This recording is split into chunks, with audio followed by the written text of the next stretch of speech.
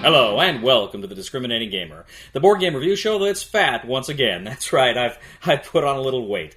Speaking of short, fat guys that went on to do great things, today we're going to go ahead and take a look at Victory and Glory Napoleon from Forbidden Games.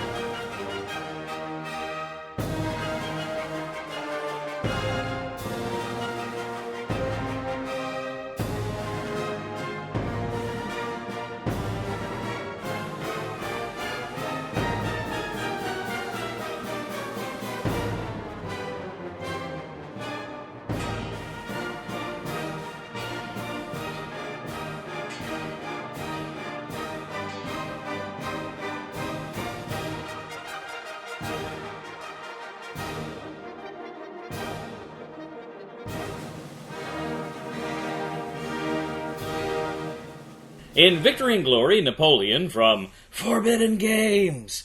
Two players take on the roles of the belligerents in the Napoleonic Wars. I am, of course, speaking about the primary belligerents of France and Britain. Now, ladies and gentlemen, the game board itself is a map of Europe during the Napoleonic Wars. Of course, you've got France and Britain are represented. You also have other major nations like Spain, Austria, Prussia, and Russia. You also have some of the kind of minor areas on the board like Italy, Scandinavia, even Egypt makes an appearance. Ladies and gentlemen, how the game works is the game starts with both Britain and France active, and Britain's ally Austria is also active. And they have a number of military units, which are tokens, that are available to them, that represent the various kind of forces that were used in the wars. You, of course, have infantry, cavalry, and artillery, as well as naval units. You also have a track, and this track represents different things. It's going to represent your victory points throughout the game. It's also going to track your economies throughout the game, as well as your leadership and tactics ratings. And these things are going to be very important as the game progresses. Now, the game plays out over the course of 3 eras that each have their own colored deck. The first is blue, the second is green, the third is red. Now, in each of these 3 eras, you're going to have 3 rounds, a total of 9 rounds in the game.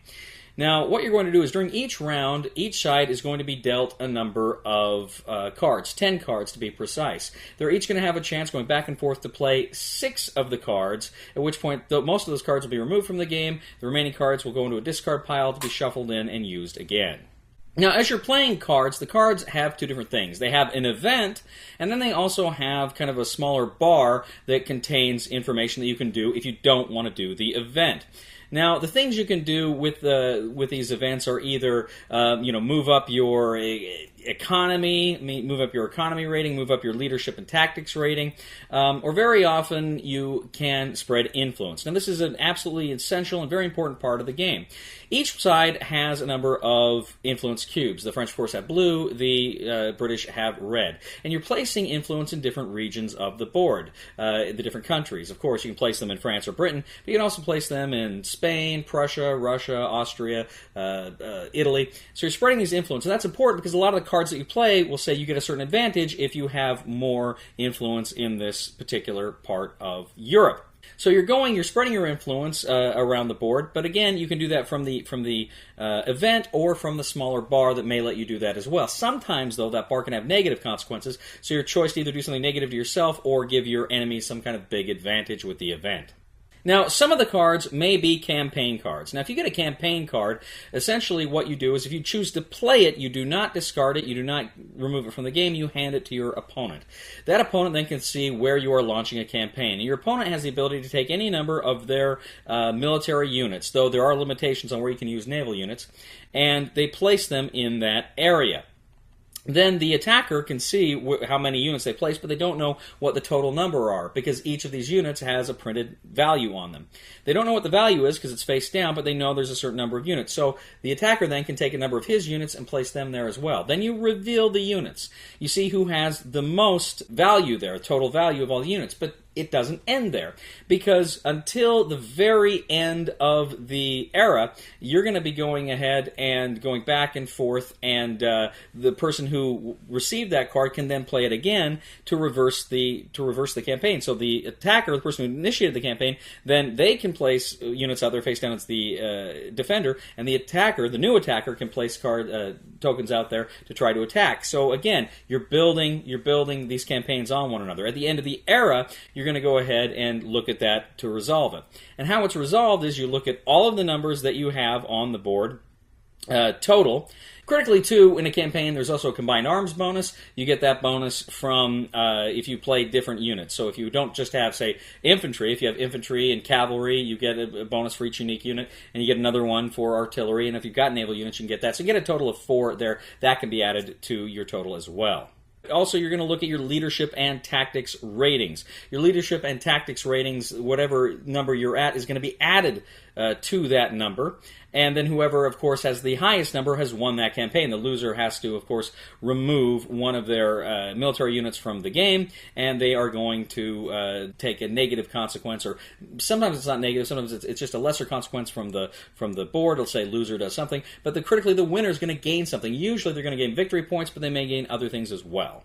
Over the course, too, of the game playing these cards, Britain has the option of bringing other players in on their side, other nations like Prussia, Russia, Austria. The French can bring in Spain, but Spain can switch sides.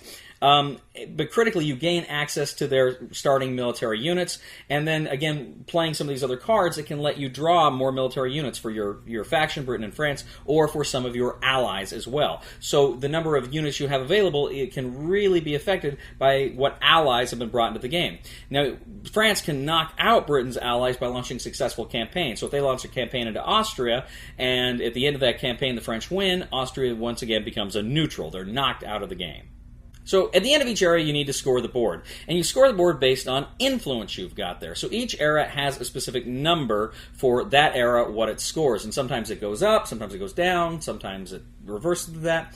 One era may be worth a lot in one region may be worth a lot in one era, not worth as much in another. So you're trying to see each era which places are the most important in terms of points, and you're pouring your cubes into those eras. So who's ever got the most cubes in one era gains the points for that. You tally that up on your victory point chart, and then at the end of the era, you see what your standings are, and then at the end of the game, during that final scoring session, you see who has the highest victory point total, and whoever has that highest victory point total wins. Victory and Glory, Napoleon. So Victory and Glory, Napoleon is designed by Glenn Drover, and I spoke with Glenn. Now, it was probably about a year ago. I think it was last summer. It was before I moved down here to Texas. We had a phone conversation for a little while, and he was kind of telling me a little bit about this game, and I had asked him about it because I was a big fan of his Napoleon in Europe, which came out in the early 2000s, about 2001, 2002. I was a big fan of that game. When I played it, it was so big and unwieldy, though, and I rarely got at the table. But it was one of these great games where you had the big strategic board, but then you also had kind of the smaller tactical board where you were trying to kind of penetrate. You're trying to hold the line with the three flanks, and it was just a very good both strategic and tactical level game. But as I say, I rarely found anybody to play with, and it was a big game. It could be a long game. So I played it a few times. I really enjoyed it when I played it.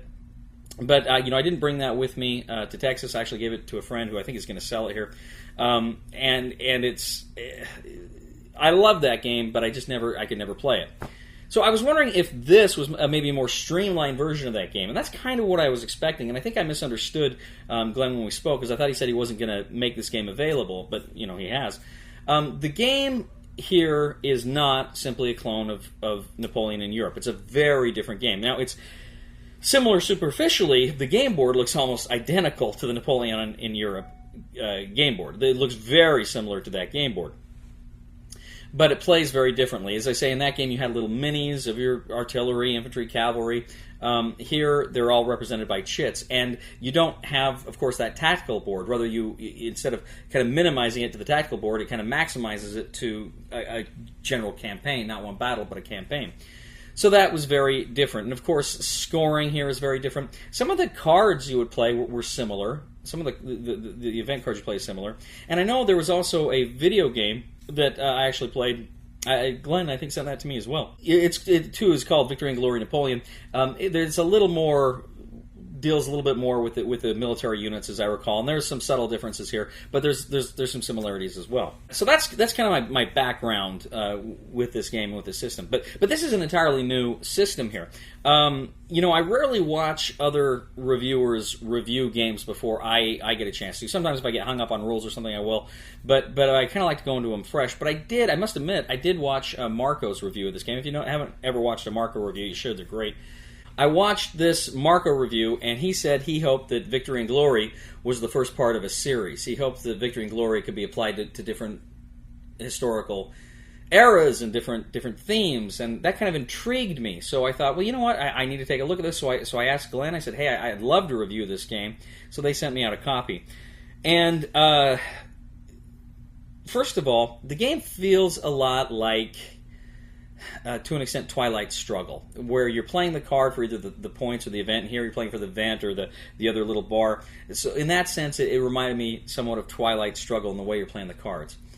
But once you play the game, once you get into it, you realize it's a very quick game. It's very easy to learn, very easy to teach, and so it doesn't have the complexity of a Twilight Struggle, which is not an overly complex game, but this game is not as complex as Twilight Struggle.